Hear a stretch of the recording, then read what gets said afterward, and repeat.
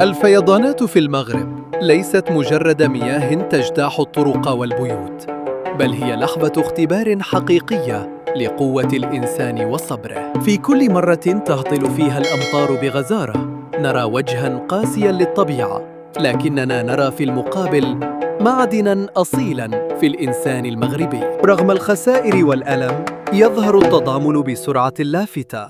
الجيران يفتحون بيوتهم، الغرباء يصبحون إخوة، والقلوب تتحرك قبل الأقدام. في القرى والمدن لا يسأل أحد عن الاسم أو الأصل، بل عن الحاجة فقط.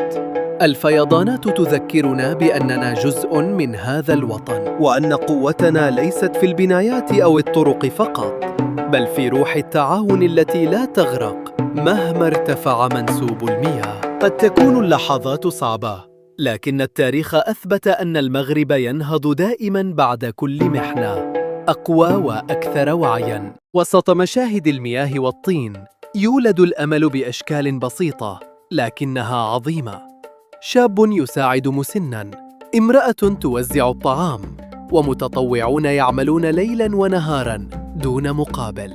الفيضانات تكشف لنا أجمل ما في المجتمع المغربي، الإنسانية، كما تظهر أهمية الاستعداد والتخطيط، وتدفعنا للتفكير في حلول أفضل للمستقبل، من بنية تحتية أقوى إلى وعي جماعي أكبر بكيفية التعامل مع الكوارث الطبيعية. الأمطار رغم قسوتها هي أيضاً مصدر حياة، فهي تملأ السدود وتنعش الأرض وتعيد التوازن للطبيعة. التحدي ليس في المطر، بل في كيفية التعايش معه بحكمة. ما تعلمنا إياه الفيضانات هو أن المغرب لا يواجه الأزمات فرداً، بل يداً في يد. الدولة، المجتمع المدني، والمتطوعون، جميعهم يشكلون شبكة أمان حقيقية. كل محنة تمر تترك وراءها دروساً ثمينة، وتجعلنا أكثر استعداداً للمستقبل. فالأزمات لا تقاس بحدتها فقط،